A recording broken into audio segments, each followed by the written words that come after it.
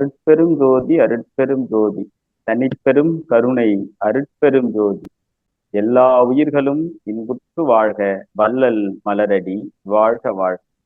அன்பிற்கினியவர்களே, அனைவருக்கும் அன்பு வணக்கம். நமது வள்ளலார் பணியகம் ஒருங்கிணைக்கக்கூடிய வள்ளலார் மெய்யியல் உணர்தல் வகுப்பு 25 உங்களை எல்லாம் சந்திப்பதில் பெருமகிழ்ச்சி. இன்றைக்கும் ஒரு சிறப்பான அருட்பெரும் ஜோதி அகவல் வரிகளை நாம் சிந்திக்க இருக்கிறோம். இன்றைக்கு பார்க்கக்கூடிய இந்த அகவல் வரி என்பது சுத்த வேதாந்த துரிய மேல் வெளியேனும் அத்தகு சிற்றபை அருட்பெரும் ஜோதி. சுத்த வேதாந்த துரிய மேல் வெளியேனும் அத்தகு சிற்றபை அருட்பெரும் ஜோதி. அருட்பெரும் ஜோதி அகவல் 41 மற்றும் 42வது வரி. இந்த இந்த அகவல் வரி என்பது ரொம்ப ஆழமான செய்திகள் இருக்கிறது. அதற்கு நாம் சில முக்கியமான ஏற்கனவே நம்ம பேசப்பட்ட செய்திகளையும் நாங்க நினைவு கூற வேண்டியது இருக்குது. இந்த இடத்துல பெருமானார் சொல்லக்கூடிய செய்தி சுத்த வேதாந்த துரிய மேல் வெளியேனும் அத்தகு சிற்றபை அருட்பெரும் ஜோதி. அதாவது சுத்த வேதாந்த அனுபவத்தில் எழக்கூடிய துரிய மேல் வெளியாக இருந்து இந்த சிற்றபையில் அருளுகின்ற அருட்பெரும் ஜோதி என்கிறார். இதில் ஒவ்வொரு வரியுமே சிந்திக்கக்கூடிய வரி, இன்னும் ஆழமான வரிகள். அப்படிதான் நான் பாக்குறேன். இதுல வேதாந்தம் நாம் கேள்விப்பட்டிருக்கோம். இது என்ன சுத்த வேதாந்தம்? நீங்க இன்னும் எல்லாவற்றிலுமே பாத்தீங்கன்னா பெருமானார் அடிக்கடி இந்த வார்த்தைகளை பயன்படுத்துவாரு. சமரச சுத்த சன்மார்க்க சங்கம் என்பதற்கு விளக்கத்தை கொடுக்கும்போது சுத்தம் என்றால் ஒன்றும் இல்லாதது, தூய்மை என்ற பொருளில் பெருமானார் கையாளுறார். அந்த வகையில்தான் சன்மார்க்கம் என்பது சமயத்திலும் பேசப்பட்டன, மதத்திலும் பேசப்படுகின்றன. ஆனால் சுத்த சன்மார்க்கம் என்பது சமயம் கடந்த பெருநிலையை குறிப்பது. அதுபோலத்தான் இந்த இடத்தில் வேதாந்தம் என்று பெருமானார் சொல்றாரு. வேதாந்தம் என்றாலே பொதுவா நாம ஏற்கனவே இந்த ஆரண முடிமேல் ஆகம முடிமேல் என்று அந்த அகவலில் வேதம் பற்றிய பல செய்திகளை நம்ம பேசணும். முதலில் இந்த வேதாந்தம் சுத்த வேதாந்தம் என்பதை முதல்ல அந்த வார்த்தைகளுக்கு விளக்கத்தோடு நம்ம உள்ள போலாம். இந்த அகவலுக்குள்ள இதுல ரொம்ப முக்கியமான செய்தி, வேதாந்தம் என்றால் வேதம் என்றால் மறை என்று பொருள். மறை என்றால் மறைந்திருக்கிற பொருளை பற்றியது, மறைந்திருப்பதை விளக்கக்கூடிய, மறைந்திருக்கும் பொருளை விளக்கக்கூடிய ஒரு விளக்க நூலுக்கு பேரு மறை நூல்கள் என்று பெயர். எந்த பொருள் மறைஞ்சிருக்குது? இறை என்பது மறைப்புல இருக்குது அப்படின்னு நம்ம சொல்றோம். அதனால்தான் பெருமானார் சொல்லுவார் இயற்கை விளக்கம், இயற்கை விளக்கம்னு இறைவனை சொல்லுவார். எங்க இருக்கு கடவுள்னா இயற்கை விளக்கம் என்று சொல்ல. ஏன்னா இது நமக்கு அது இயல்பா எல்லா இடத்திலும் நிறைவு இருக்குது. நம்முடைய மனித மனத்திற்கும் மனித அறிவிற்கும் அது எட்டாமல் மறைஞ்சிருக்குது. அதை நீக்குவதுதான் மனிதனுடைய இலக்கு என்பதுதான் பெருமானார் சொல்லக்கூடிய செய்தி. அப்ப அந்த மறை என்பது மறைப்பொருளை குறிக்கிறது. மறைப்பொருள் என்றால் இறையை குறிப்பது. இறை நமக்கு தெரியல, எல்லா இடத்துலயுமே இருக்கு. அந்த மறைந்திருக்கிற பொருளை குறிப்பதுக்கு பேர் மறை சொல்றோம். சரி, அப்படிப்பட்ட மறை நூல்கள் சொல்லக்கூடிய அதனுடைய முடிவு, அந்த அனுபவம் இருக்கு, அதனுடைய முடிந்த முடிவை, அதைத்தான் வேதாந்தம் என்று சொல்கிறார். பொதுவா பேசப்படுகிற அந்த வேதாந்தம் என்றாலே, வேதாந்திகள் என்றாலே அவர்கள் முன்னிறுத்துகிற செய்திகள் என்பது வடமொழியில் இருக்கக்கூடிய ரிக் யஜூர் சாம அதர்வன இந்த 4 வேதங்களை தான் பொதுவா கையாளப்படுது. உண்மையிலே அது வடமொழிக்கான மறை, அவங்களுடைய 4 வேதங்கள் என்பது அதை சொல்றாங்க. ஆனால் நம்முடைய வேதங்கள் என்பது அறம் பொருள் இன்பம் வீடு பேர், இதை குறிப்பதுதான். நான் ஏற்கனவே அதை பற்றியெல்லாம் விளக்கமாக அதுல அந்த விரிவா பேசியிருக்கோம். ஏன்னா இந்த வேதம் பற்றி ஒரு இடத்துல வேத ஆகமங்கள் என்று வீண்வாதம் ஆடுகின்றேன் என்று ஒரு இடத்துல பெருமானார் தாக்குறார். அது அதெல்லாம் குப்பம் என்ற மாதிரி பேசுறார், சாடுறாங்க. ஒரு இடத்துல ஆரண முடிமேல் ஆகம முடிமேல் அப்படின்னு சொல்றாங்க. அப்ப இதுக்கு இருக்கிற வித்தியாசம் என்பதை நம்ம ஏற்கனவே அந்த காணொலிகள்ல பேசியிருக்கிறோம். அதை அந்த காணொலிகள் நீங்க விரிவா பார்த்துக்கலாம். இப்ப இந்த இடத்துல வேதாந்தம் என்றால் வேதத்தில் இருக்கக்கூடிய பல விஷயங்கள் அறகுறையாக இருக்குது, பிழையான கருத்துக்கள் இருக்கு. எனவே சுத்த வேதாந்தம் என்று சொல்றார். அந்த புரட்டுகள், புராணங்கள் இதெல்லாம் அற்ற நிலையில் பல விஷயங்கள் வேதத்துல பிழையான கருத்துக்கள் இருப்பதை பெருமானார் பல இடங்கள்ல பேசியிருக்காரு, சாடி இருக்கிறாங்க.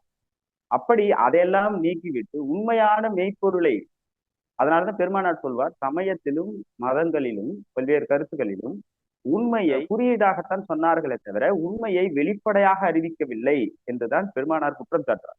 இறை எது என்று தெளிவாக சொல்லணும்ல, அதாவது மறைச்சு வச்சிருக்கிறீங்களே அப்படின்றதெல்லாம் சொல்லுவாரு. உரைநடை பகுதியில நீங்க அதெல்லாம் கூடுதலா படிக்கலாம், அதெல்லாம் தெரிஞ்சுக்கலாம். இப்ப இந்த இடத்துல வேதாந்தம் என்று சொன்னாலும் வேதத்தின் முடிவில் விளையக்கூடியதாக இருக்கக்கூடிய அந்த அனுபவத்திற்கு வேதாந்தம் என்று சொல்லப்படுது. பொதுவா வேதாந்தத்துல இன்னைக்கு வேதாந்திகள் என்று சொல்லப்படுகிறவர்கள் என்னென்ன சொல்றாங்க, ஏற்கனவே சொல்ற மாதிரி ரிக் யஜூர் சாம அதர்வன வேதம், அதுல சொல்லப்பட்ட செய்திகள் அதை தான் பேசுறாங்க. அதுல 4 நிலைகளை குறிக்கிறாங்க, 4 பிரிவுகள் இருக்கின்றன. ஒன்று மந்திரங்கள், இன்னொன்று பிரமாணம் என்று சொல்லப்படுவது, மூன்றாவது ஆரண்யகம். ஆரண்யகம் அப்படின்னா காடுகள், காடன்யம் அப்படின்னு அர்த்தம். ஆரண்யம்னா காடு. ஆரண்யகம், உபநிதடங்கள். உபநிதடங்கள் இப்ப 4, இந்த 4 பிரிவுகள்ல தான் வேதங்கள் முறைப்படுத்தப்பட்டிருக்கு அப்படின்னு சொல்றோம். மந்திரங்கள் என்பது அந்த கடவுள்களை பற்றியான வெளிச்சு பேசுவதாகவும், இந்த பிரமாணம் என்பது அந்த மந்திரங்களுக்கான விளக்கமாகவும், இந்த ஆரண்யகம் என்பது ஒரு காடுகளில் போய் செய்யக்கூடிய அறநெறிகள் எப்படி கடைபிடிக்க வேண்டியதை சொல்லக்கூடியதாகவும், இந்த உபநிடதங்கள் என்பதுதான் ஞானத்தை, அதாவது வேதத்தினுடைய ஞான கருத்துக்கள் இருக்கிற செய்தியாக தொகுப்பாக இந்த உபநிடதங்கள் சொல்றாங்க. நிதடங்கள்ல தான் 3 முதன்மையா சொல்றாங்க. வேதம் என்றால் வேதாந்தம் என்று சொல்லப்படுகிற ஞான கருத்துக்கள் எல்லாம் இந்த உபநிடதங்களில் தான் இருக்கிறது. அப்படிப்பட்ட அந்த வேதாந்தத்தில் ஒரு முதன்மையான விஷயமாக இருப்பது, ஒரு பகுதியாக இருப்பது இந்த உபநிடதங்கள் தான். அதில் தான் பல்வேறு செய்திகள், இந்த மெய் சார்ந்த சில விஷயங்கள்லாம் நிறைய பேசுறாங்க. அதுலதான் நம்ம இப்போதைக்கு வேதாந்தம் என்றால் பெரும்பாலும் அதாவது எடுத்து ஆளுகிற முறையில் இந்த உபநிடதங்கள், பகவத்கீதை மற்றும் இந்த பிரம்மசூத்திரம் என்று சொல்லப்படுது. இந்த 3ம் தான் வேதாந்தத்தினுடைய அடிப்படையாக சொல்லப்படுது. இந்த 3ஐயும் பிரஸ்தான திரயம் என்று அறிஞர்கள் சொல்கிறார். இப்ப இதுதான் இந்த வேதத்தினுடைய ஒரு சுருக்கமான செய்தி. இப்ப நமக்கு இருக்கக்கூடிய வேதம் பற்றி நம்ம ஏற்கனவே பேசிருக்கோம். அறம், பொருள், இன்பம், வீடு, பெயர், இந்த 4ம் தமிழருடைய மெய்யியலில் அறத்தை சார்ந்தது என்பதை சொல்றோம். சரி, இப்படிப்பட்ட வேதாந்தத்தின் முடிவு என்ன சொல்லுது அப்படின்னு சொல்றோம். இப்ப நாம் ஏற்கனவே இந்த வேதாந்தம் பற்றி குறிப்பிட்டதுனாலே நமக்கு திருமந்திரம் தான் முக்கியமான ஒரு வளம், ஒரு சோர்ஸ்ன்னு சொல்லுவோம். அதுல நம்முடைய திருமூலர் என்ன சொல்றாங்க அப்படின்றத நம்ம பார்க்கலாம். இந்த வேதாந்தம் பற்றி அவர் என்ன சொல்றாங்க அப்படின்றது. திருமந்திரம் 2372வது பாடலில் சொல்றாங்க. என்ன சொல்றாங்க?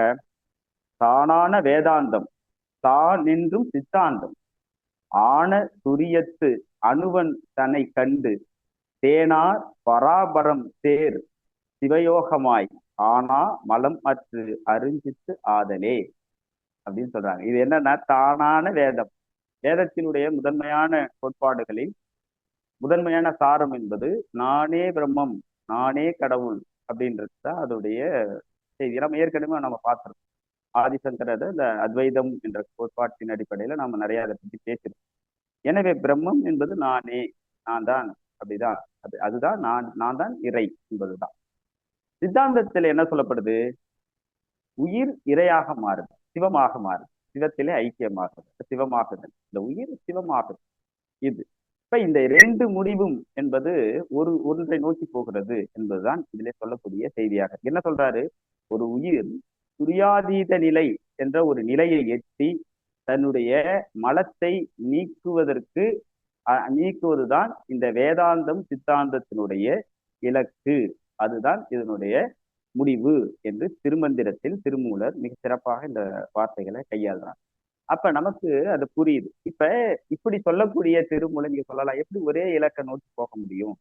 நானே பிரம்மம் என்பதும் இந்த உயிர் சிவத்தில் சேருவதும் இருக்கிற அந்த நிலை என்பது கிட்டத்தட்ட வெவ்வேறு வழிகளாக இருந்தாலும் ஒரு ஒரு கோட்டில் நிறைவு பெறுவதாகவும் இன்றைக்கு இருக்கிற நவீன சித்தாந்திகள் பேசக்கூடிய செய்திகளை நம்ம பார்க்க முடியும்.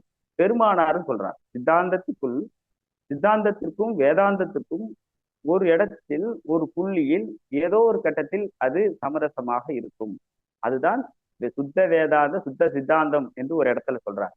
அப்ப அந்த அடிப்படையில நீங்க அதை பார்த்தீங்க அப்படின்னா இந்த திருமூலர் சொல்லக்கூடிய செய்தியும் கிட்டத்தட்ட நெருக்கமா இருப்பதை நம்ம கவனிக்கலாம். சரி, இப்ப இந்த சுத்த வேதாந்தம் என்றால் நமக்கு என்னன்னு தெரிஞ்சிருச்சு. வேதாந்தத்தினுடைய இலக்கு என்பது சுத்த வேதாந்தத்தை அடைவது அப்படின்னு ஐயா சொல்றாங்க. இது அதனாலதான் சுத்த வேதாந்தம் என்று சொல்றாங்க. வேதாந்தம் என்பது பொதுவா வேதம் என்பது புனைவுகளாலும் போலிகளாலும் சில கதைகளாலும் புனைக்கப்பட்டிருக்கிறது. அதையெல்லாம் நீக்கிவிட்டு இதுதான் மெய் என்று சொல் அப்படின்னு சொல்றாங்க. அப்ப அது அப்படி அந்த புனைவுகளா எடுத்துருச்சுன்னா அது சுத்த வேதாந்தமா மாறிடு. அப்படிப்பட்ட அந்த நிலையில் இந்த துரிய வெளி என்ற ஒரு பெரிய அனுபவம் ஏற்படுது. இந்த துரியம் என்ற வார்த்தை ரொம்ப ரொம்ப முதன்மையான வார்த்தை. இதுக்கு நாம இந்த 36 தத்துவங்களை நம்ம பேசுறப்ப இது பத்தியான நிறைய பேசிருக்கோம். அது நம்ம திரும்ப போலாம். சித்தாந்தத்துல இந்த துரியம் என்ற வார்த்தை ரொம்ப முக்கியமான வார்த்தை. ஏன்னா துரிய மேல் வெளி என்று சொல்றார். துரியம் என்றால் ஒரு ஸ்டேஜ், துரியத்திற்கு மேல் இருக்கிற வெளி அப்படின்னா துரியாதீதம் என்று தத்துவத்தில் சொல்லப்படும். இப்ப இந்த துரியாதீதம் துரியம்னா என்னன்னு நமக்கு குழப்பமா இருக்கு. அப்ப நமக்கு கொஞ்சம் அடிப்படையில உள்ள போனாதான் அதனுடைய விளக்கம் நமக்கு புரியும். இப்ப நம்ம முதல்ல பேசணும். அதாவது சைவ சித்தாந்தத்துல பதி பசு பாசம் என்று சொன்னோம். சைவ சித்தாந்தம் முப்பொருளை விளக்குது. இந்த முப்பொருள் விளக்கம் தான் சைவ சித்தாந்தத்தினுடைய முடிந்த முடிவு. என்ன? இறை, உயிர், தலை, அதாவது பாசம், உலகம் என்று சொல்றோம். பதி பசு பாசம், இறை, உயிர், உலகம், அதாவது தலை என்று சொல்றோம். இப்ப நம்ம ஏற்கனவே சொன்னோம் அனாதி என்றால் என்ன என்று சொல்லும்போது நாம் அதை பத்தி ஆதி அனாதி என்றெல்லாம் பேசிருக்கோம். கொஞ்சம் அதை நினைவூட்டீங்கன்னா அது கொஞ்சம் உள்ள போகும். ஏன்னா இது கொஞ்சம் அப்படி ஒரு குழப்பற மாதிரியா இருக்கும். நீங்க அதை கொஞ்சம் அப்படியே ஃபாலோ பண்ணிக்கிட்டே வந்தீங்கன்னா நமக்கு அது எளிமையா அதை புரிஞ்சுக்க முடியும். இறை என்பது எப்பொழுதும் முற்றறிவு, எப்பொழுதும் இருப்பது. உயிரும் அப்படித்தான். உயிர் இறைவனால் படைக்கப்படவில்லை. உயிரும் இறையும் ஒரே தன்மையில் இருப்பது. அதை உயிரை யாரும் படைக்கல. சித்தாந்தத்தினுடைய கோட்பாட்டின்படி இறைவன் உயிரை படைக்கவில்லை. உயிரும் அனாதி. ஆதாரம் சித்தாந்த நூல்கள் சொல்கிறது, திருமூலரும் சொல்லுது. சரி, இப்ப இறை உயிர் இந்த ரெண்டுமே அனாதியா இருக்கு. எப்பொழுதுமே இது அதுவாக மாறாது. ஏனென்றால் இது முற்றறிவு, இது சிற்றறிவு. இது எல்லாம் தெரிந்தது, இது குறைவுடையது. இது எல்லாம் தெரிந்ததனால் இது முற்றறிவு. இது தனக்கு தானே அறிவித்து கொள்ளாதது. அறிவித்தால் மட்டுமே அறியக்கூடியது. அதுவும் இறையருளால் அந்த அருள்நிலை பெற்றால்தான் இந்த உயிரும் கூட அந்த நிலையை அடைய முடியும். அதனால்தான் அருள்நிலை என்று சொல்றாங்க. இதுக்கு முன்னாடி இதுதான் நமக்கு செய்தி. அப்ப இறையும் உயிரும் இயல்பாக இருப்பது. அதுல உயிரை இறைவன் படைக்கவில்லை. இது ஒண்ணு.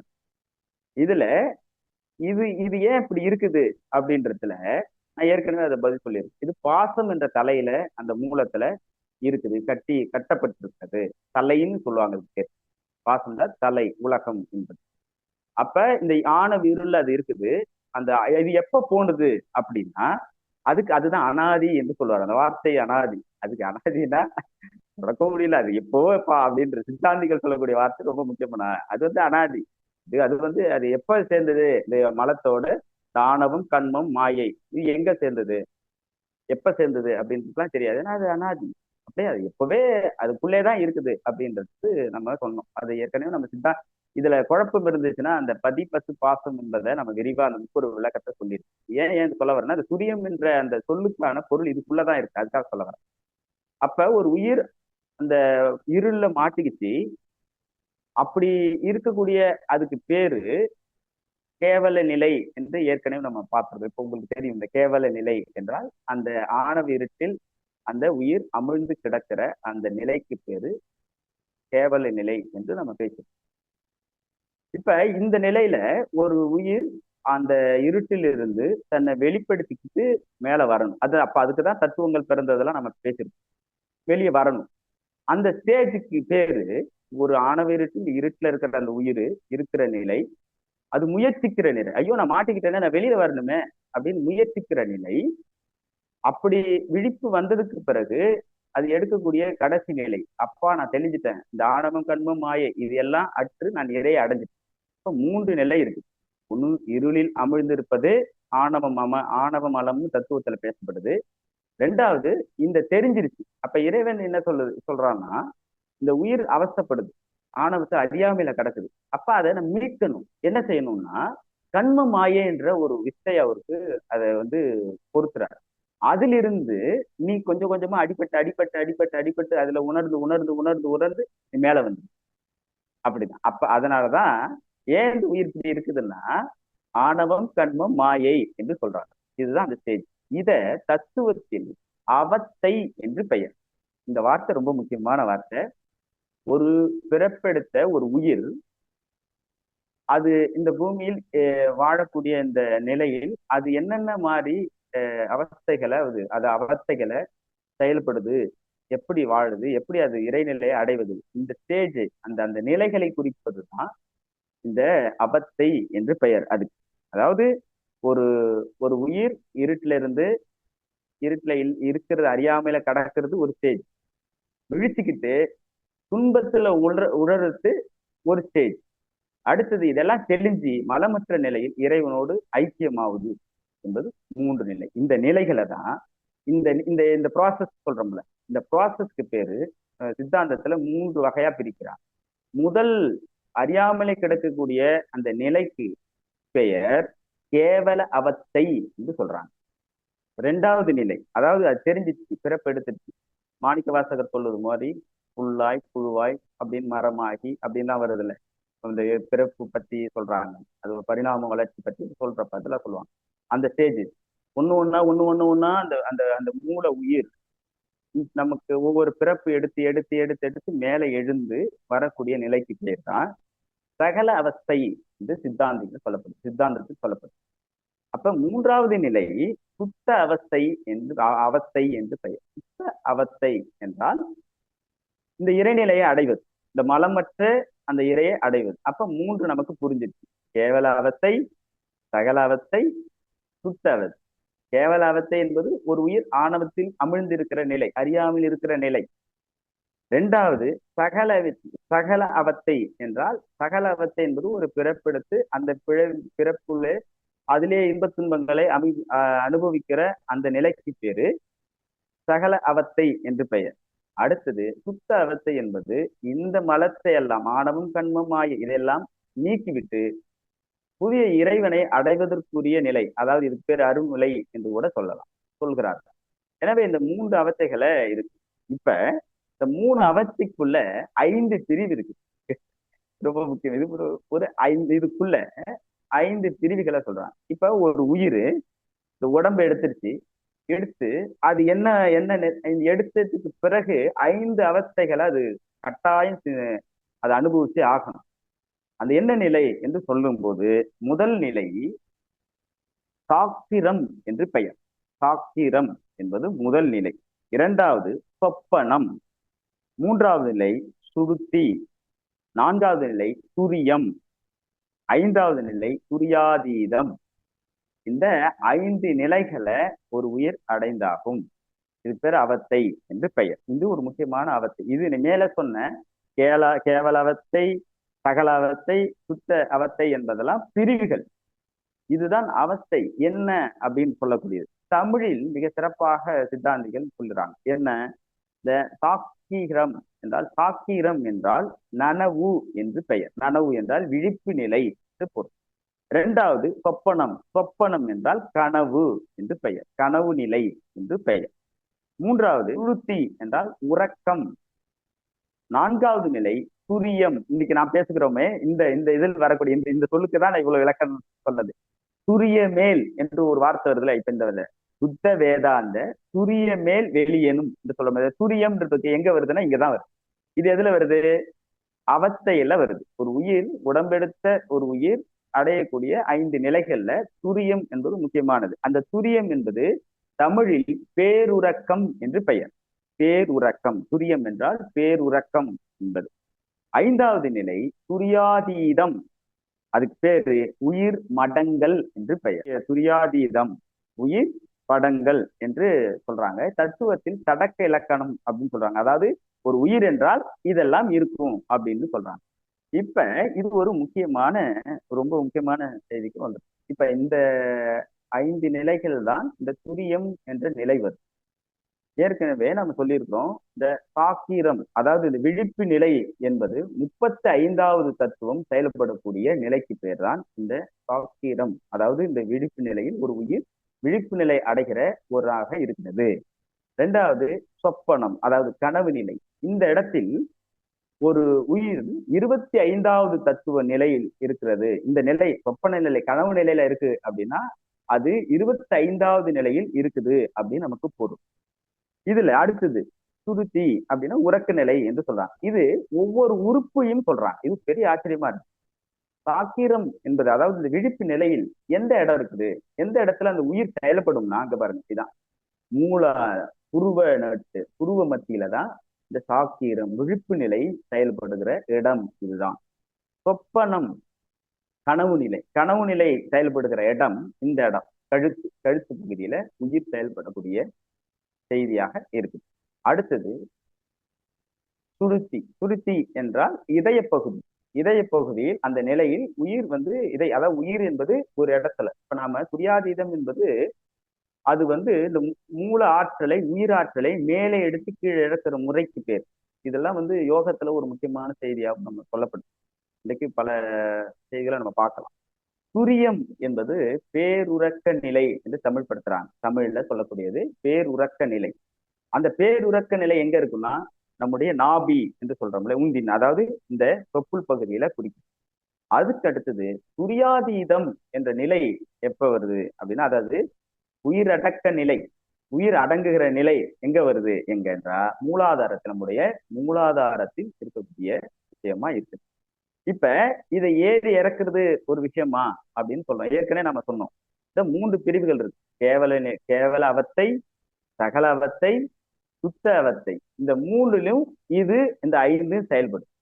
இதுல எது சரியானது எது அப்படின்னு நம்ம சொல்றப்போ, மேல் அவத்தை என்று சொன்னால், இப்ப பாருங்க, இந்த உயிராற்றல் இங்க இருக்கு. இந்த உயிராற்றல் ஒண்ணா ஒவ்வொரு ஸ்டேஜா இறங்கும். புருவ மத்தி, புருவ மத்திக்கு அப்புறம் கழுத்து, கழுத்துக்கு பிறகு இதய பகுதி, இதய பகுதி பத்தி நம்முடைய நாபி, அதாவது தொப்புள், அதுக்கப்புறம் மூலாதாரத்துல இறங்கும். இது இயல்பா இருக்கக்கூடியது. இதுக்கு கீழ்நிலைன்னு பேர், கீழவசைன்னு பேர். இப்ப இந்த கீழே இறங்குனத மூலாதாரத்தில் இருக்கக்கூடிய விஷயத்த அப்படியே ரிவைஸ் மேல இழுக்கிறது. மூலாதாரம், அடுத்தது தொப்புள் பகுதி, நாபி, அப்புறம் இதய பகுதி, அதுக்கு பிறகு கழுத்து பகுதி, கழுப்பு பிறகு இந்த இடத்துல புருவ மத்தியில கொண்டு வர பகுதி. இதுதான் இந்த மேல் அவஸ்தை என்று பெயர். அதுக்கு இன்னொன்னு சொல்றாங்க, மத்திய அவஸ்தை என்று பெயர். எந்த இடத்துல? இந்த இடத்துல உயிர் அடக்கமாயிடும், இறுதி நிலை. இந்த இடத்துல உயிர் அடக்கமாகிற நிலை என்பது இருக்கு. இந்த நிலை எங்கப்பா வருது அப்படின்னா, அதுதான் சுத்த வேதாந்தம் என்கிற நிலையில வருது. அந்த அனுபவம் எங்க வரும் அப்படின்னா, சுத்த வேதாந்தம் என்ற இதனுடைய முடிவு எங்க இருக்குன்னா, துரியாதீத நிலை என்று பெயர். துரியம் என்பது வேறு, துரியாதீதம் என்றால் நயத்துல சொல்லப்பாரு உயிர் அடக்க நிலை என்று பெயர். உயிர் இந்த இடத்துல அடங்குற அந்த நிலை. அப்பதான் உங்களுக்கு துரியாதீத நிலை என்ற ஒரு பெருநிலை உங்களுக்கு அந்த அனுபவம் ஏற்படுது. அப்படிப்பட்ட நிலையில், அப்படிப்பட்ட அனுபவத்தை சிற்றம்பலத்தில், அதாவது சித்தவையிலிருந்து வழங்கக்கூடிய, அருளக்கூடிய அருட்பெரும் ஜோதி என்பதுதான் பெருமானார் இங்க சொல்லக்கூடிய செய்தி. இதில் இன்னும் கூடுதலான செய்தி ஏற்கனவே சொன்னோம்ல, சித்தாந்தத்தில் இதெல்லாம் சித்தாந்தத்தில் பேசப்படுகிற செய்தி. இந்த அவத்தை, இந்த 5 அவத்தை நிலைகள் ஏற்கனவே சொன்ன பாரு, சாக்கிரம், சொப்பனம், சுருதி, துரியம், துரியாதீதம். இந்த நிலையெல்லாம் அந்த 5 நிலைகளை சித்தாந்தங்கள் சொல்லுவாங்க. பெருமானார் இதை கடந்து அடுத்த ஸ்டேஜுக்கு வர்றார். அதான் ஒவ்வொன்றிலும் மாற்றம். நான் ஏற்கனவே சொல்லியிருக்கிறேன், சமயத்திற்கும் ஏன் சாதியும் சமயம் பொய்யே என்று சொன்னா அதுக்கான காரணம் இருக்கு. ஏன்னா இதெல்லாம் ஒரு இடத்துல நின்றுட்டு போயிடுது, அடுத்த ஸ்டேஜுக்கு அது வரல. நீ சும்மா சொல்லல ஐயா, இந்த அவஸ்தைகளை 5 அவஸ்தைகளை சொல்றாங்க. ஒரு ஸ்டேஜா பிரிச்சு 5 மூணு கேவல அவஸ்தை, சகல அவஸ்தை, சுத்த அவஸ்தை, இதுல 5 நிலைகளை சொல்றாங்க. பெருமானார் சொல்றாரு பாருங்க, அது அப்படியே ஒரு பெரிய நீண்ட செய்தி. இப்ப கேவலம், சுத்தம், இந்த அவஸ்தைக்குள்ளதான் இந்த சாக்கீரம், சொப்பனம், சுருத்தி, துரியம், துரியாதீதம், இந்த 5 அவஸ்தான சொல்றாங்க. பெருமானார் சொல்றாரு பாருங்க, 5 நிலைகளை குறிப்பா 5ஆ பிரிச்சார். என்னென்ன நிலைனா, ஜீவன், நிர்மலம், பரம், குரு, பரம சுத்த சிவம். இப்ப 5 நிலையில சொல்றாரு. ஜீவன், நிர்மலம், பரம், குரு, சுத்த சிவம். இந்த இந்த 5 பிரிவுகளை சொல்லிட்டு ஒண்ணுக்கு சொல்றாங்க. இப்ப ஏற்கனவே சொன்னது போல கேவல அவஸ்தை, சகல அவஸ்தை, சுத்த அவஸ்தை, இது எல்லாவற்றிலுமே இந்த 5 நிலைகள் செயல்படுது அப்படின்னு நம்ம சொல்லியிருக்கிறோம். பெருமானார் என்ன சொல்றாருனாங்க, இங்க ஜீவன் என்றதை ஒண்ணு சேர்க்கிறாரு, நிர்மலம் என்று சேர்க்கிறாங்க, பரம் என்று சேர்க்கிறாங்க, குரு அப்படின்னு சொல்றாங்க, சுத்த சிவம்னு சொல்றாரு. 5 பிரிவுகளை வச்சுட்டு ஜீவம் என்கிற நிலையில் சாக்கீரம், சொப்பனம், சுருத்தி, இந்த 3 நிலைகள் செயல்படுது. நிர்மலம் என்பதுல சாக்கீரம், சொப்பனம், சுருதி, இந்த 3 செயல்படுது. பரம் என்பதுல சாக்கீரம், சொப்பனம், சுருத்தி, இந்த 3 நிலை செயல்படுது அப்படின்னு சொல்லிட்டு அடுத்த நிலை சொல்றாரு, குரு, சுத்த சிவம், இப்படி ஒண்ணு சொல்றாங்க. இந்த பிரிவுகள்ல தான் சாக்கீரம், சொப்பனம், சுருத்தி, துரியம், துரியாதீதம், இப்படி சொல்லிட்டு அடுத்தது சொல்றாங்க, சுத்த சிவத்துல சாக்கீரம், சொப்பனம், சுருத்தி, துரியம், துரியாதீதம். இப்ப அப்படியே நீங்க இது வரைக்கும் என்ன உங்களுக்கு அது சொல்லுது, இப்ப நமக்கு நீங்க சுருக்கமா புரிஞ்சுக்கீங்க. சித்தாந்தத்தில் பேசப்படுவது 5 அவஸ்தை. பெருமானார் இங்க சொல்லக்கூடியது 19 அவஸ்தை. ஒரு உயிர் 5 நிலைகளை தான் அடையணும் அப்படின்னு சொல்றது சித்தாந்தம். அதுல 3 பிரிவுகளை சொல்றாங்க. அது ஆனால் பெருமானார் சொல்லக்கூடியது, வள்ளல் பெருமானார் சொல்லக்கூடியது 19 அவஸ்தைகளை சொல்றாங்க. அப்ப அந்த 19 அவஸ்தைகள் என்னென்ன? ஜீவ சாக்கிரம், ஜீவ சொப்பனம், ஜீவ சுருத்தி, நிர்மல சாக்கிரம், நிர்மல சொப்பனம், நிர்மல சுருத்தி, பர சாக்கிரம், பர சொப்பனம், பர சுருத்தி, குரு சாக்கிரம், குரு சொப்பனம், குரு சுருதி, குரு துரிதம், குரு துரியாதீதம், சுத்த சிவ சாக்கிரம், சுத்த சிவ சொப்பனம், சுத்த சிவ சுருத்தி, சுத்த சிவ துரியம், சுத்த சிவ துரியாதீதம் அப்படின்னு சொல்லிட்டு 19 அவஸ்தைகளை ஒரு உயிர் பெறும் அப்படின்னு சொல்றாரு. சொல்லிட்டு இந்த இதில் 13வது நிலையில அருளாளர்கள் பெற்றிருக்கிறார்கள். வேதத்திலும் ஆகமத்திலும் குரு அதுல சொல்றாங்க. ஒரு இடத்துல சொல்றப்ப பெருமான் சொல்றப்ப இந்த 13 நிலைகளை தான் தொட்டிருக்கிறாங்க. அதுல யார் தொட்டிருக்காங்க? வேதாகமத்துல ஒரு பகுதி. அடுத்தது தத்துவராயர் அப்படின்னு ஒரு பேரை ஐயா குறிப்பிடுறாங்க.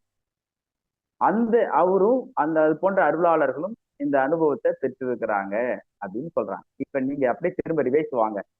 அப்படின்னா இந்த இடத்துல சுத்த வேதாந்த துரிய மேல் வெளியேனும் அப்படின்னு பாருங்க. அப்ப இந்த நிலையை ஒரு இடத்துல மேலதான் நீங்க என்ன செய்ய முடியும். வேதாந்தமும் இந்த சுத்த வேதாந்தம் கூட இந்த 13வது நிலையத்தான் அடைய முடியுமே தவிர 19வது நிலையை அடைய முடியாது. அப்படிதான் ஐயா சொல்றாங்க. அப்படி அறிவிக்கிற அறிவிப்பு சுத்த சன்மார்க்கத்துல தான் சாத்தியம். ஆனால் அந்தந்த அறிவிக்கேற்றவாறு சின்ன சின்ன உண்மைகளையும் வெளிப்படுத்துவது எது என்றால் அதுவும் அருட்பெரும் ஜோதிதான் என்பதுதான் இதிலே பெருமானார் சொல்லக்கூடிய செய்தி. இந்த 13வது நிலையை என்ன அப்படின்னு சொல்றாங்கன்னா, சிறையோத சாந்த நிலை என்று சொல்லி அந்த பகுதியில இது தெளிவா பெருமானார் குறிப்பிடுறாங்க. விளக்கத்துக்கு உபதேச பகுதிகளை நீங்க கடவுள் காரியப்படுகிற இடம் எந்த இடத்துல அப்படின்றத அந்த பதிவுல இது ரொம்ப சிறியோத சாந்த நிலை என்ற நிலைய, சிறி என்றால் 3, யோத அப்படின்னா சதம் என்றால் 13வது நிலை அப்படின்றத பெருமானார் சொல்றாங்க. அதை நீங்க உரைநடை பகுதியில உபதேச குறிப்புகள்ல அது இருக்கு. எனவே இது சொல்லக்கூடிய ஒட்டுமொத்தமா இந்த செய்திகள்ல இருந்து பெருமானார் சொல்லக்கூடியது என்ன? சுத்த வேதாந்த துரிய மேல் வெளியன். சுத்த வேதாந்தத்தினுடைய அனுபவம் துரியத்திற்கு மேல் இருக்கிற வெளிக்கு பேரு துரியாதீதம் என்று பெயர். அந்த துரியாதீத அனுபவத்தை வழங்கக்கூடிய அருட்பெரும் ஜோதி, சிற்றபையிலிருந்து வழங்கக்கூடிய அருட்பெரும் ஜோதி என்பதுதான் பெருமானார் இந்த அகவலிலிருந்து சொல்லக்கூடிய செய்தியாக இருக்கிறது. இதில் ஏதேனும் கருத்து இருந்துச்சுன்னா, ஐயம் இருந்துச்சுன்னா கேளுங்க. நன்றி. நன்றிங்க. நல்லா இருந்ததுங்கய்யா, உரை ரொம்ப சிறப்பு. இந்த துரியம்ங்கிறது எப்படி திருமந்திரத்துல கூட பயன்படுத்தப்பட்டிருக்குது அப்படிங்கிறது நல்லா இருக்குங்கய்யா. துரியம் பேருறக்கம். அப்போ அந்த ஒரு இது மட்டும் கேட்டுக்கிறேங்கய்யா. நல்லா சுத்த வேதாந்த பேருறக்க மேல் வெளியணும் அப்படின்னு பொருள் வருங்களாங்கய்யா? சுத்த ஆமா, வேதாந்த பேருறக்கம்னா என்ன பொருள்? அது சுத்த வேதாந்தம்ங்கிறது துரிய விளக்கமா மேல், சொல்லிடுங்க. அதாவது துரியாதீதம், அதாவது துரியம் அதாவது துரிய மேல் வெளி என்று சொல்றார். துரியம் என்றால் பேருறக்கம், துரியத்திற்கு மேல் இருக்கிற நிலை துரியாதீதம். அதுதான் அடுத்த நிலை. துரியம் என்பது ம். நிலை. அதனால் உயிர் அடக்க நிலைன்னு சொல்லமுல, உயிர் அடங்கி இருக்கிற நிலை. எந்த நிலை என்றால் இந்த இடத்துல, அதாவது யோகமும் அதுக்குள்ள இருக்குது என்பதுதான் செய்தி. இந்த இடத்துலதான் உயிர் அடக்கிற நிலையா இருக்குது. அந்த இடத்துல அனுபவம் வருது. அந்த அனுபவம் ஒரு லிமிட்டேஷனோட இருக்குது, 13ஆம் நிலையோ முடியுது. அந்த உண்மையும் வேதாந்தத்துல, சுத்த வேதாந்தத்துல அதுவும் வெளிப்படும் என்பதுதான் பெருமானார் சொல்லக்கூடிய செய்தி. அதுதான். நல்லதுங்க ஐயா, ரொம்ப சிறப்பா இருந்ததுங்க ஐயா உரை. 1.5 நிமிடம் தான் இருக்கு, ஆனா நம்ம நிறைய பேசுறதுக்கான வரிகளாக இது இருக்கு. இருந்தாலும் இது ஒரு சிறப்பான வகுப்பு. வள்ளலார் மெய்யியல் உணர்தல் 25வது வகுப்பு இது. இதுவரை மிக சிறப்பாக போயிட்டு இருக்கு. அது போக இந்த வகுப்புல 25வது வகுப்புல இந்த சிறப்பு வகுப்பு ஏற்ற மாதிரியான வரிகள் சரியா அமைஞ்சிருக்குது. ரொம்ப ஆழமா பார்த்துட்டு இருந்தோம் அந்த 5 நிலைகள், அதுல இருக்கிற 19 பிரிவுகள், இந்த மாதிரி ரொம்ப சிறப்பா போயிட்டு இருக்கு. இந்த சிறப்பான உரை கொடுத்துட்டு இருக்கு இதுவரைக்கும் தொடர்ந்து இந்த 25 வகுப்புகளாக கொடுத்துட்டு இருக்கிற முனைவர் சுப்பிரமணிய சிவா அவர்களுக்கு தொடர்ந்து வகுப்புல இணைஞ்சிருக்கவங்க சார்பா நான் நன்றியை தெரிவிச்சுக்க விரும்புகிறேன். அது போக தொடர்ந்து இந்த வகுப்பு ரொம்ப சிறப்பாக போயிட்டு இருக்கிறதுக்கு ஒவ்வொரு வகுப்புலையும் தொடர்ந்து இணைஞ்சிட்டு இருக்கிற அனைவருக்கும் நன்றிகள். வள்ளலார் பணியகம் சார்பாக நன்றிகள். இந்த சிறப்பான 25வது வகுப்பு ரொம்ப சிறப்பாக அமைந்துள்ளது. தொடர்ந்து இணைஞ்சிருப்போம். தொடர்ந்து வள்ளலார் மெய்யியலை உணர முயற்சி செய்வோம். நன்றி, வணக்கம். நன்றி. நன்றி.